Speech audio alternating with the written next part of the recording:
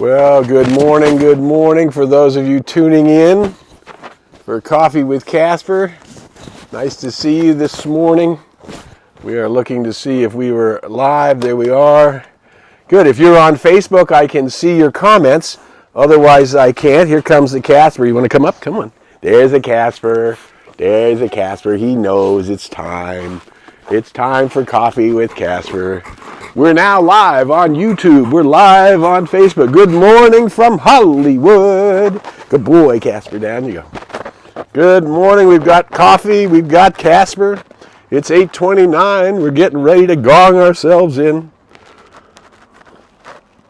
Let me know where you're. Hi from Texas. You all from Texas and from North Carolina. Good to see you this morning. Thanks for being with us. You guys got a different time zone there in the Texas land and North Carolina as well. You're on the East Coast. We'll see who else is going to join us this morning. Again, if you're on YouTube, I cannot see your responses, but if you're on Facebook Live, you can text and I can see that you're there. Nice to have you with us this morning. Whoop, there's 8:30. Look at that. Happened just like that. Oh, my goodness gracious. All right, guys. Let's... Good morning. Nice to have you with us this morning. All right, let's allow ourselves to take a breath now.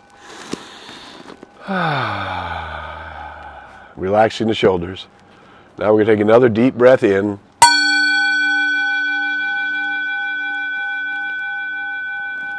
Allow that breath to rise into your heart center. Relaxing the shoulders. And putting your attention on your heart center. Since the mind will go with us, we're using words and phrases and images. So good morning from North Carolina, too, from North Carolina. Good to see you this morning. From Las Vegas this morning, good to see you. Yay, yay, yay. Well, we're glad you're here. Well, today is Miracle May.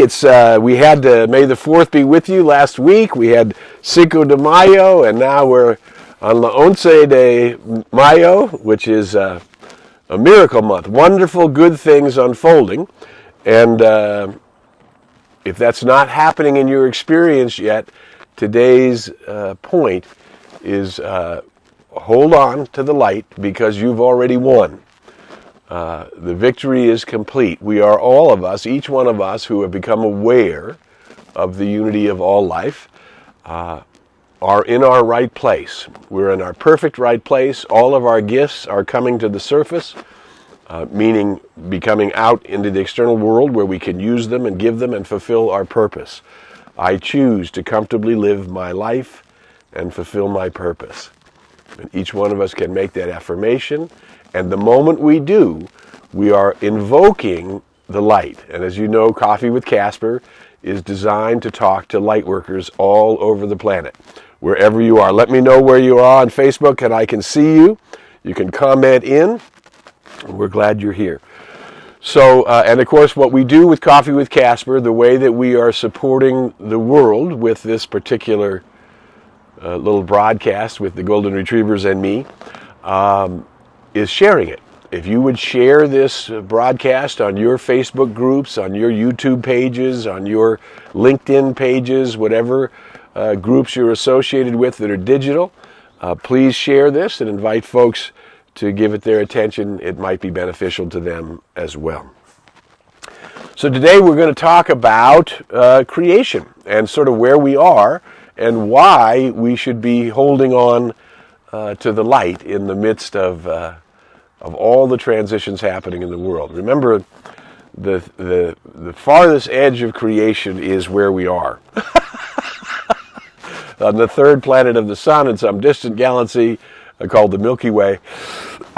And this place where we talked about last week, where the rules of science cross over, where we see two operating paradigms at the same time, which is the quantum paradigm. Again, don't get stuck in our heads. All we want to know is that at this dimension, that the fluidity of life, the rapid movement of life, the amazing response of the law of mind or the law of the circle, based on what everybody's putting into the field of probabilities, it's like makes the supercomputers look like nothing.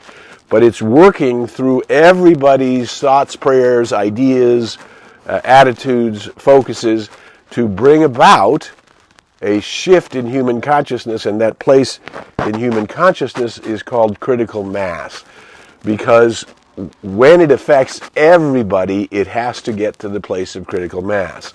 In the meantime, each of us is an individualization of the one life. We belong to the one life, and that one life from Long Island this morning, from Idlewild, California this morning. Wonderful, good to have you. Good to have you, Skipper from Long Island. Congratulations on the my friend, the Reverend Janine Burns, just became a member of the Harbor Club. She's a certified captain, and boy, that takes some effort to have all of that knowledge. And then she joined the club there where she lives in Long Island, and she's the first female to be a skipper in that club. So good for you. The glass ceiling is crumbling, and it shouldn't exist anyway, so we're making progress. Anyway, we're honored to have you here with us this morning. Anyway, so here we are where these crossroads of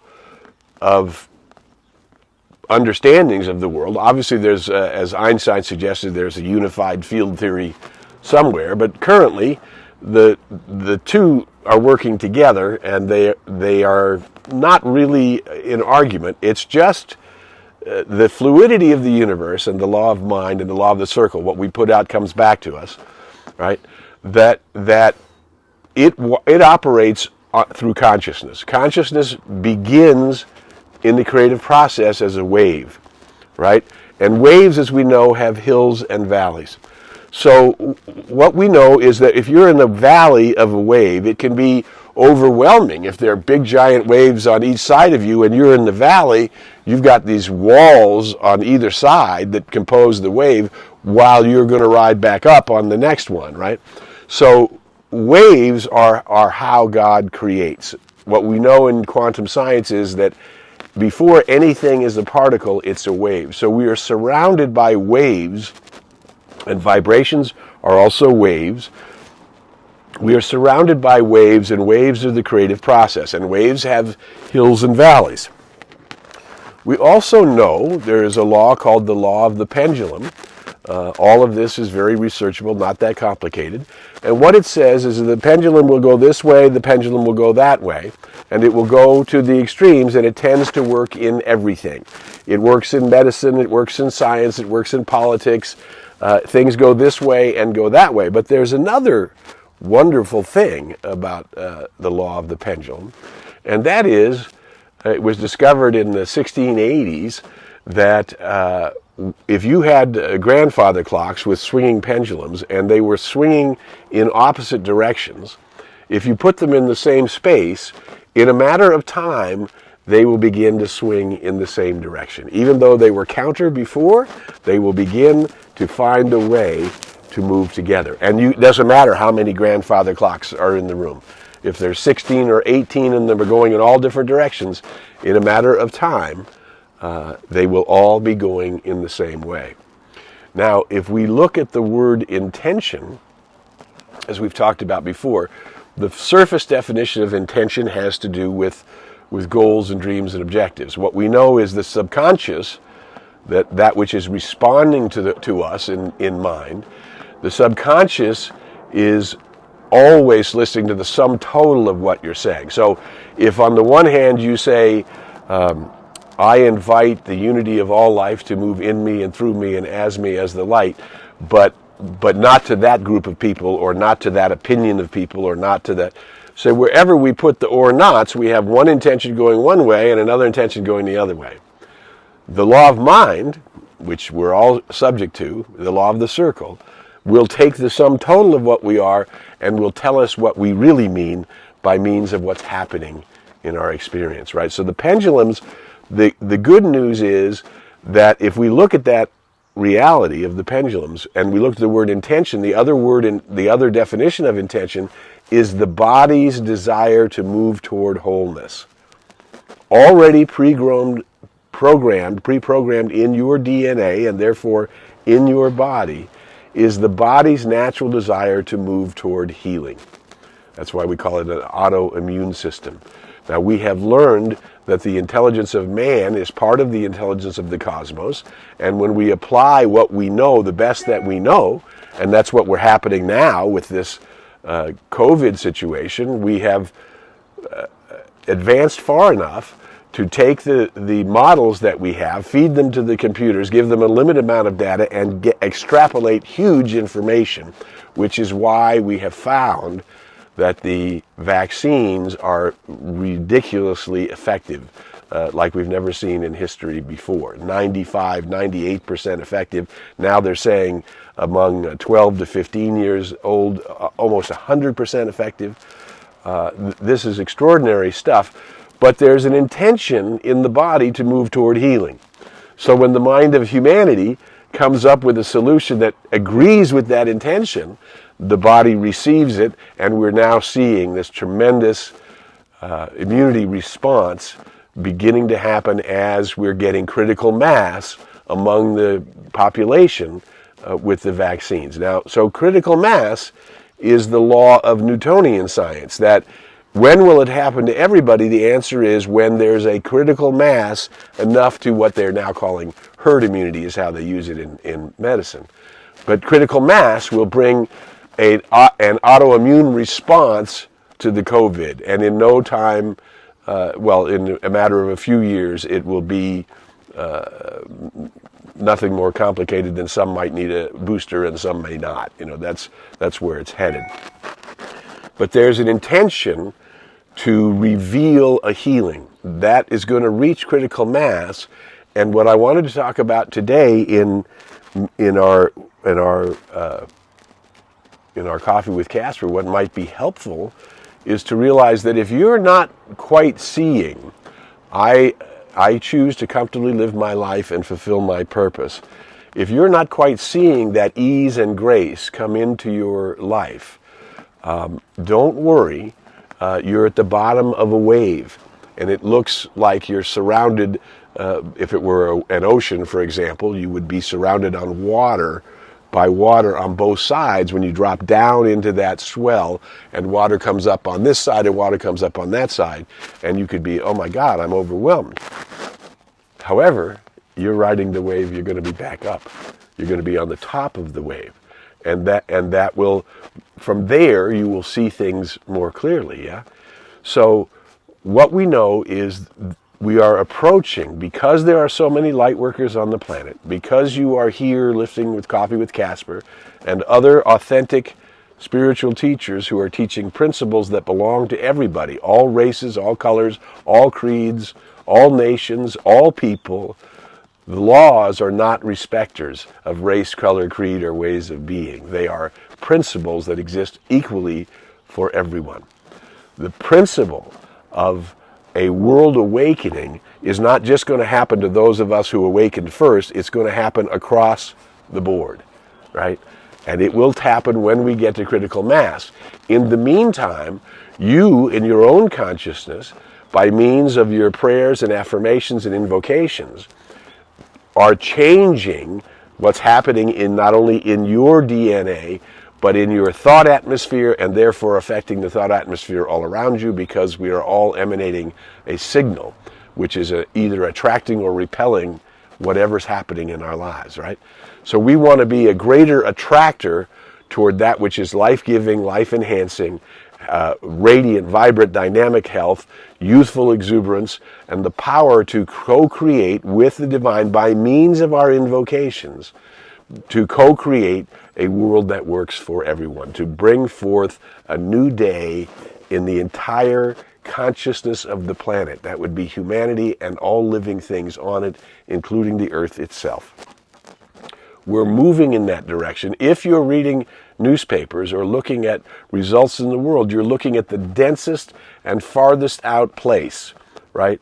The change is happening from the inside. It's gaining critical mass on the inside of our own consciousness and collectively, and will reveal itself in huge and tremendous positive changes in the world, in humanity's quest for peace and the realization of harmony, because these things were intended. They're in the intention that is already planted within each of us. because of this critical time in the human condition, your awareness, and you're bringing that awareness not only to strengthen your own attitude, to open you up to the possibilities of joy and health and wholeness and success and abundance and creativity and participation in a world waking up, right? And to be a conscious light worker in the middle of that world waking up is an actual tremendous honor, and it took billions of years for you to get here at this time, to be the right person at the right time, to bring forth a new day into your personal life and into the life of everyone who's affected by your experience, and ultimately into the life of all humanity and the earth. And it's happening. Your invocations, every time you turn to the One, every time you say there is a power for good in the universe and I am one with it, and I am an instrument of it. I am the hands and feet of the movement of the divine in the world. Wow. Isn't that spectacular? That's what's really going on. Behind our doubts and fears and sufferings and upsetnesses and angers and all of the machinations of the human condition, you and I have come to bring forth great benefit to the world. And of course, when you bring forth great benefit to the world, that includes you. Great benefit to you, to yours, to your family, to your friends, to your neighbors, to your compatriots across the board. Everyone can benefit by your walking in tune with this I am that I am, and knowing that the I am that I am is one with the I am of every other person incarnate on the planet. We are making a difference. It is May. The forces of the universe are working to bring forth a new dawn. We're in this time, we're approaching, we're going through the spring, we're coming into the summer equinox. Things are blooming, things are blossoming, things are changing, results are changing, things are opening. We have come through the storm and got to the other side. If you're not experiencing the comfort, ease, and grace of being on that other side, it will come. Hold on. Hold your attitudes. Hold your invocations. Keep bringing them forth, because the more you invoke the power of the life force within you to harmonize things around you, the more it will do it, and the easier it becomes to watch the miracle of the creative process that's happening in you, because you chose to identify yourself with the unity of all life. That's what's waking up in the world. Unity consciousness is approaching the human condition. You and I, individually, do not need to wait for the whole world to hit critical mass for us to be that part of the unfoldment that is on the leading edge. And the leading edge is bringing forth this greater good to each and to all. So that is so exciting. And welcome from Arizona. Hello from Park City. All right. There's a healing and wholeness happening, and 12-mile bike ride in the face of all kinds of bad information. When you go to a deeper place, transformation happens in everyone's life. So I'm glad that we are here. I'm glad you're paying attention to the goodness of life that is all around you. I'm glad that you are invoking the light, and I'm just encouraging you, if you haven't quite gotten to ease and grace, keep invoking the light. Keep knowing that you belong to the One. Keep knowing your gifts are coming forth into the human condition to heal, uplift, inspire, and bring forth more life. Don't get out of bed until you can greet the day. Make sure that your attitude is staying in tune with the light. The light will guide you, guard you, protect you, and lead you into the paths of perfect right action the moment you invoke it. There is one power, one life. It belongs to all people. That life is the life force in me now, and I use it to create good and more good in my world. The more good I bring into my world, the more good I bring into the world, the more good there is available for each and for all. Wow, it's Miracle May. You're a light worker in a time of miracle transformation on the planet. Oh, I get bumps. It's exciting. And today is just a reminder. Hang in there. Good and more good is yours. If it hasn't shown up in ease and grace, you're going to rise up the wave. You're going to get a different perspective, and we will no longer swing so far out this way and so far out that way. We will come in to the pyramid of possibilities inside our lives, and we will swing in this wonderful area called the playground of life, called the opportunity to co-create with the divine, in the divine, as the divine, for the divine. Wow. What a blessing. You are a blessing. Do me a favor. Share this video anywhere where you think it might do some good. Encourage those around you to keep the high watch, to keep the invocations going, to keep identifying themselves as whole, complete, and perfect, and keep knowing that your gifts are contributing to the well-being of all those around you, to friends, to family, to those who are touched by the arena of your experience, and to the entire cosmos as a whole. Who you are is something wonderful. Thanks for sharing Coffee with Casper. We'll be back with you next week. Until we meet again, we invite you to go in the light, as the light, and with the light. May the long-time sun shine upon you, all love surround you, and the pure light within you guide you on your way. There's Casper playing in the background. I'll bring him up one more time. Come on, Casper, come say hi. Casper, come on. Come on, one more time. Come on up. There's a boy. Good boy, mountain dog. You gonna come on this side, Casper? Here we go. That a boy. There he is. There's the mountain dog. All right, we send you love and blessings. See you next Tuesday on Coffee with Casper.